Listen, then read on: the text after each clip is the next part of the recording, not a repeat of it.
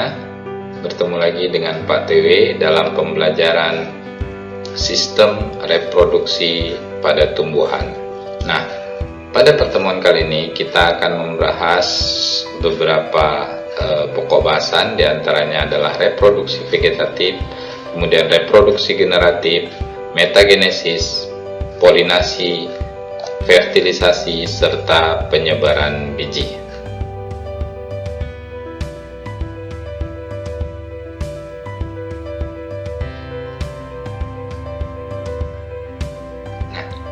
Sebelum kita melanjutkan, kita sebaiknya mengetahui tujuan dari pembelajaran kali ini. Yang pertama, diharapkan nanti anak-anak dapat menjelaskan pengertian daripada perkembangbiakan secara vegetatif, kemudian mampu menjelaskan pengertian daripada perkembangbiakan secara generatif, lalu kemudian bisa membedakan antara kedua perkembangbiakan tersebut, kemudian menyebutkan macam-macam dari perkembangbiakan secara generatif, lalu kemudian mengidentifikasi bagian tubuh yang berperan dalam perkembangbiakan secara vegetatif, serta menjelaskan macam-macam tipe daripada penyerbukan pada tumbuhan.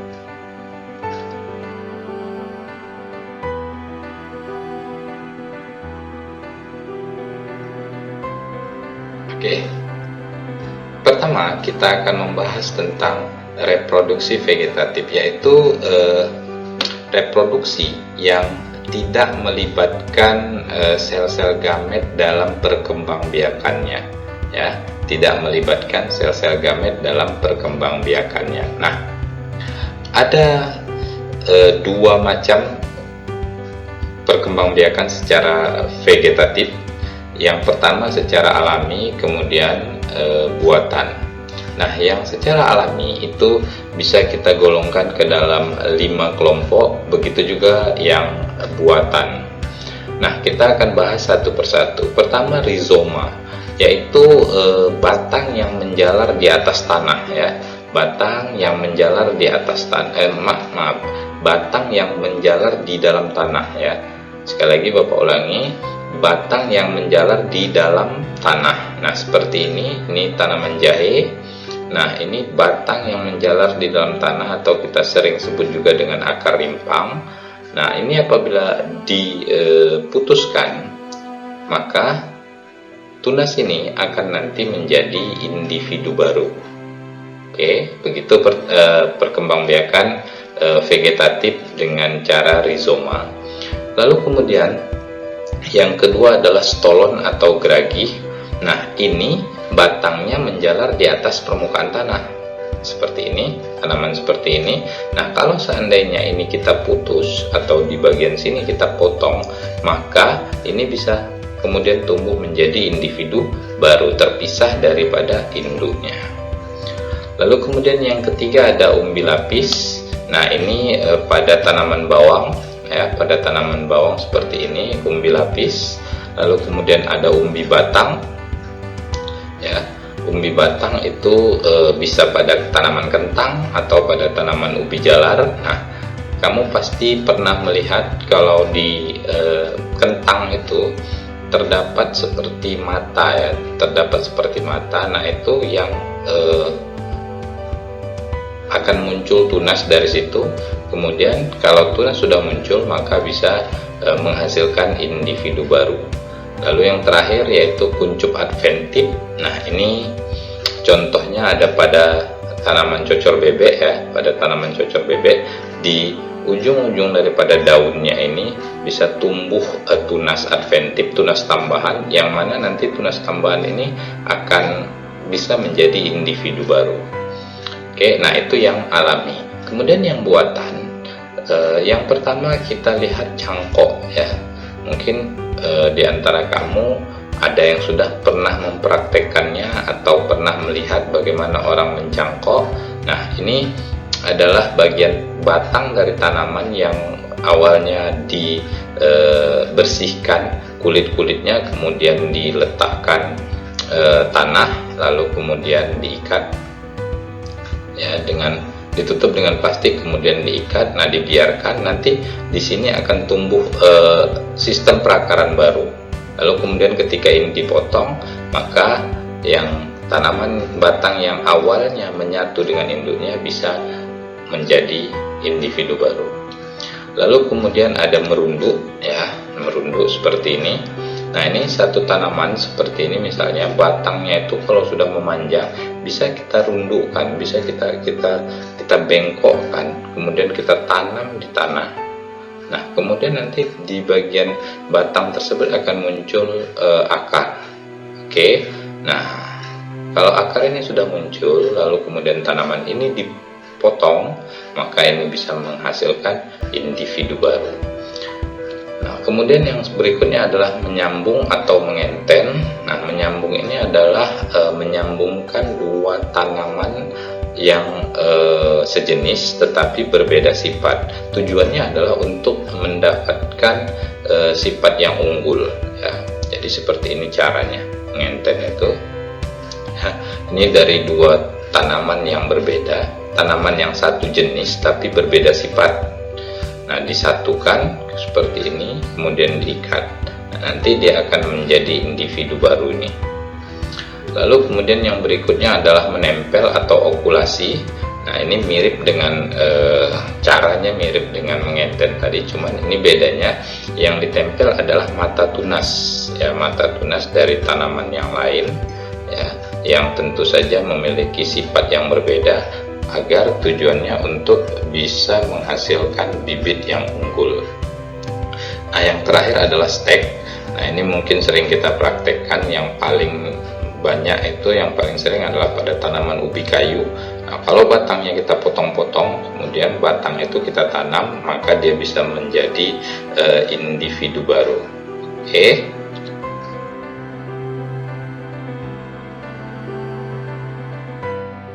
Yang berikutnya yaitu tentang reproduksi secara generatif, ya, yaitu yang melibatkan sel-sel gamet. Nah, bunga, ya, pada suatu tanaman itu menjadi alat reproduksi secara seksual atau secara generatif.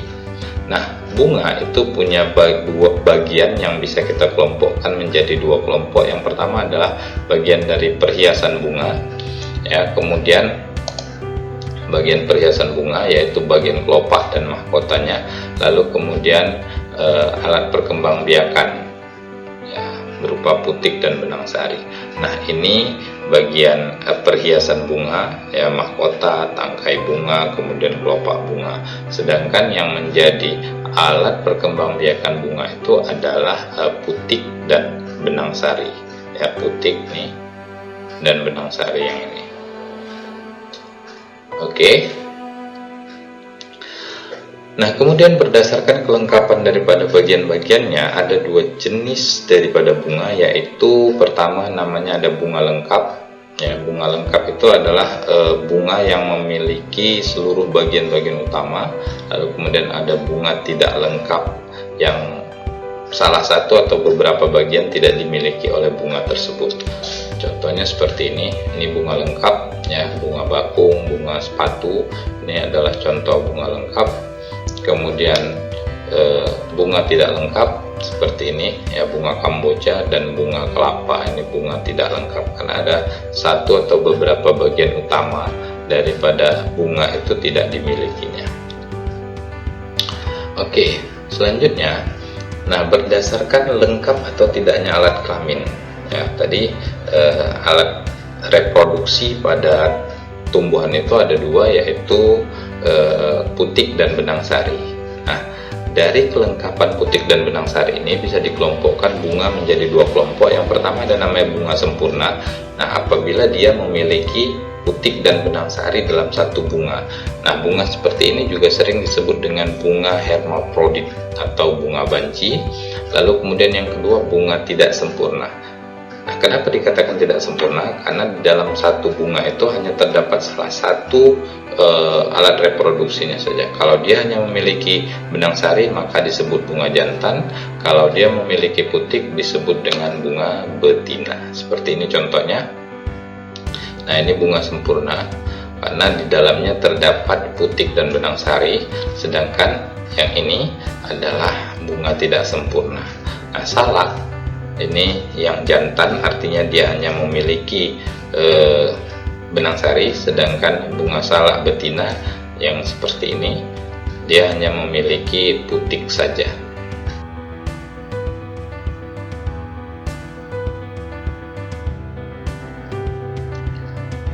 Nah, selanjutnya kita akan coba membahas tentang metagenesis atau pergiliran keturunan ya pada tumbuhan, di mana kedua fase itu melakukan yang namanya pergiliran, yaitu fase vegetatif dan fase generatif atau aseksual dan ke fase seksual. Ya, kita lihat di sini, pergiliran keturunan atau metagenesis merupakan daur hidup yang dialami organisme di mana setiap fase atau tahapnya melibatkan individu dengan kandungan genetik berbeda, biasanya tahap haploid dan tahap diploid. Ya. Nah, yang lalu kita sudah membahas tentang haploid dan diploid.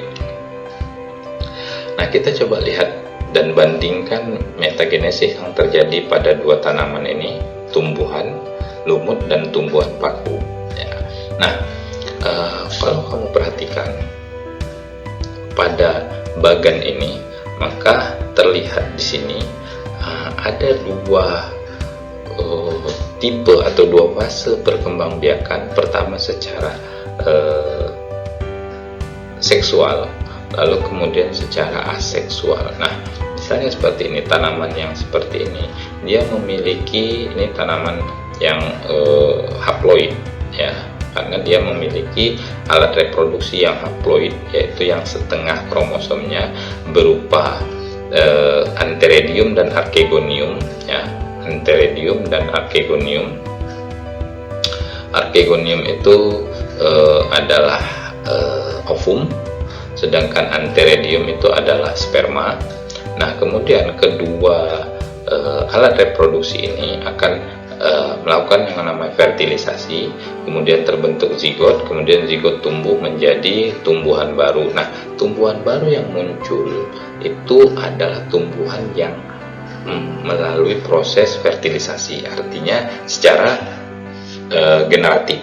Nah, tumbuhan yang dihasilkan dengan cara generatif seperti ini, maka tumbuhan itu nantinya, tumbuhan lumut tersebut akan ketika dewasa dia akan menghasilkan spora. Nah, kemudian spora ini ya, jatuh ke tanah ya, kemudian akan tumbuh menjadi individu baru lagi. Nah, individu baru yang dihasilkan ini itu adalah individu yang melalui fase yang namanya vegetatif atau aseksual. Jadi fase yang pertama dia fertilisasi menggunakan alat reproduksinya, kemudian fase yang kedua fase aseksual ya, fase vegetatif dia menggunakan spora. Nah, begitulah siklus daripada metagenesis tanaman lumut. Begitu juga dengan tumbuhan paku, sama, bedanya adalah kalau pada tumbuhan paku itu menghasilkan yang namanya protonema ya, kalau pada tumbuhan lumut menghasilkan yang namanya protalium. Nah, oke.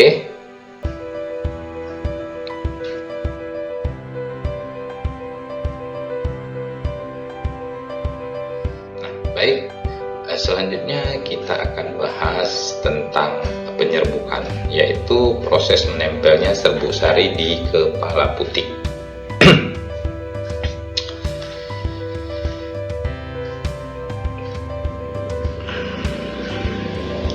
Nah, penyerbukan itu dapat dibedakan berdasarkan faktor luar yang membantu proses penyerbukan tersebut. Misalnya ada 4 di sini ya, ada angin atau kita sebut dengan anemogami, kemudian ada air hidrogami, hewan zoidiogami, kemudian dibantu oleh manusia antropogami. Nah, dibantu oleh angin itu ciri-cirinya diantaranya adalah tanaman itu memiliki benang sari yang sangat ringan dan jumlah yang banyak, ya, sehingga mudah diterbangkan oleh angin. Rata-rata tumbuhan bunganya, ya, rata-rata bunganya itu tidak memiliki warna yang mencolok, sehingga serangga itu jarang menghampiri tanaman tersebut.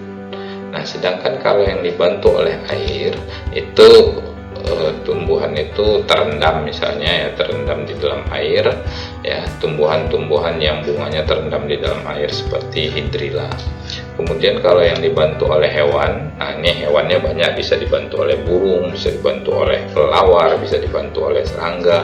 Salah satu contohnya adalah tanaman-tanaman yang memiliki bunga yang warnanya mencolok, nah kemudian memiliki serbuk sari yang lengket, ya, yang berlendir sehingga mudah menempel di hewan yang hinggap di situ.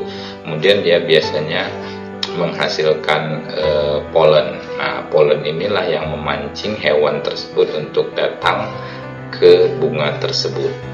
Nah, yang terakhir dibantu oleh manusia. Nah, ini biasanya memang diperuntukkan untuk budidaya, ya. Jadi manusia langsung yang membantu proses penyerbukan tersebut. Oke, kemudian ada 4 jenis juga penyerbukannya berdasarkan asal serbuk sarinya. Yang pertama ada namanya penyerbukan sendiri, autogami, ya, yaitu serbuk sari berasal dari satu bunga yang sama dengan putiknya. Sedangkan penyerbukan tetangga, geitogami, itu bunganya serbuk sarinya itu berasal dari bunga lain tapi masih dalam satu tumbuhan yang sama. Sedangkan penyerbukan silang atau alogami itu serbuk sarinya berasal dari bunga yang berbeda dan dari tumbuhan yang berbeda. Oke. Dan yang terakhir adalah penyerbukan bastar, hibridogami. Nah, ini penyerbukan seperti penyerbukan silang, cuman tumbuhannya itu tumbuhan yang sejenis tapi memiliki sifat yang berbeda. Nah, ini 4 macam penyerbukan berdasarkan asal serbuk sarinya. Pertama, penyerbukan sendiri, karena serbuk sari berasal dari bunga yang sama dengan putiknya. Sedangkan penyerbukan tetangga, dia masih dalam satu pohon tapi bunganya berbeda. Nah, serbuk sari yang ini bisa menyerbuki putik yang ada di sini. Kemudian yang ketiga itu adalah penyerbukan silang. Nah, ini bisa dilihat, ya, dari bunga yang berbeda pada tanaman yang berbeda, tanaman yang lain tapi masih sejenis. Nah, sedangkan penyerbukan bastar, serbuk sarinya berasal dari tanaman yang berbeda dan kemudian sifatnya juga berbeda, ya, sifatnya juga berbeda. Misalnya ada perbedaan warna bunganya seperti ini. Oke.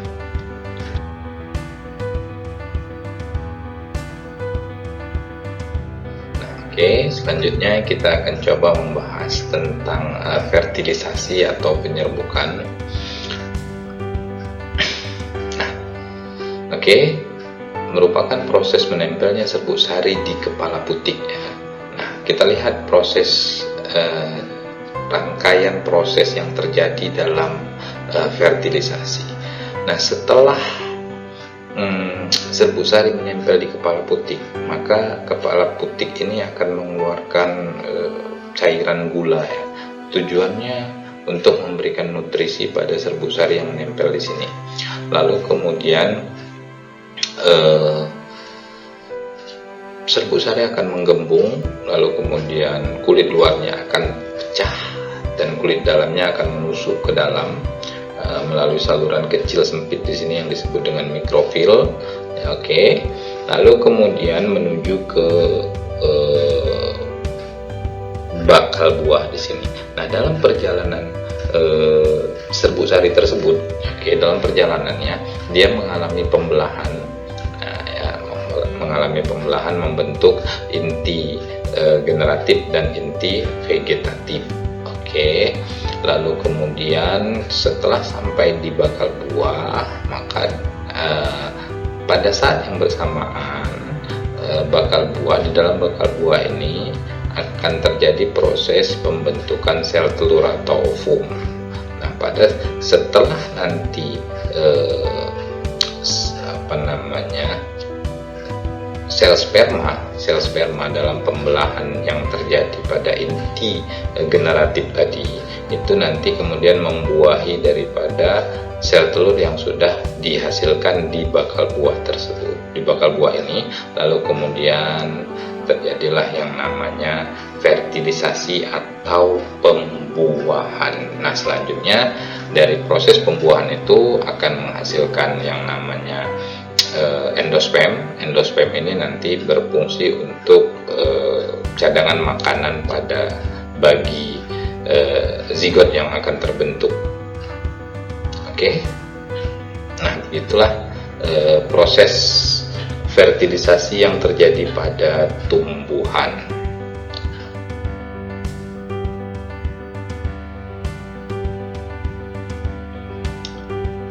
Oke, selanjutnya tentang penyebaran biji. Nah, tujuan dari penyebaran biji ini adalah untuk meningkatkan peluang biji itu untuk tumbuh, karena ketika biji itu tumbuh di sekitar induknya, biasanya akan terjadi kompetisi dalam mendapatkan nutrisi, dalam mendapatkan sinar matahari ya. Nah, itu akan terjadi yang namanya kompetisi.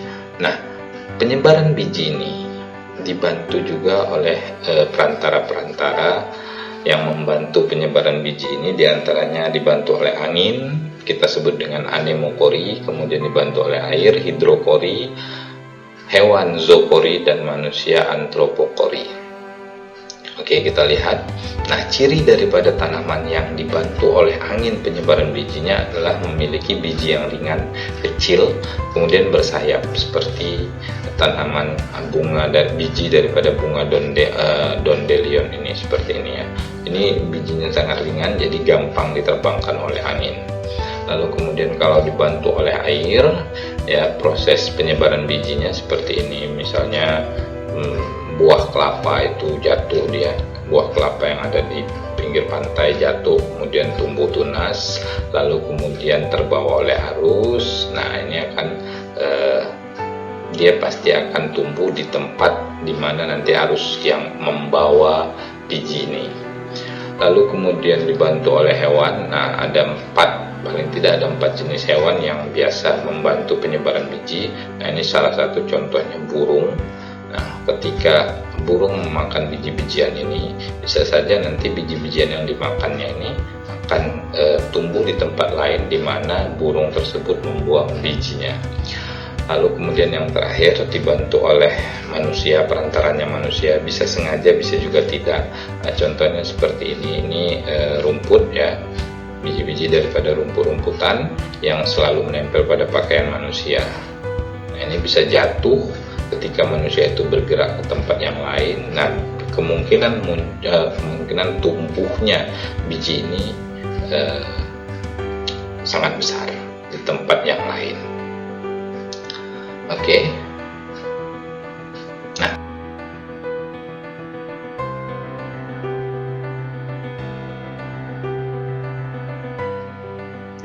oke, Bapak rasa itu saja pembelajaran kita pada pertemuan kali ini. Sekian dan terima kasih. Billahi taufik wal hidayah. Assalamualaikum warahmatullahi wabarakatuh.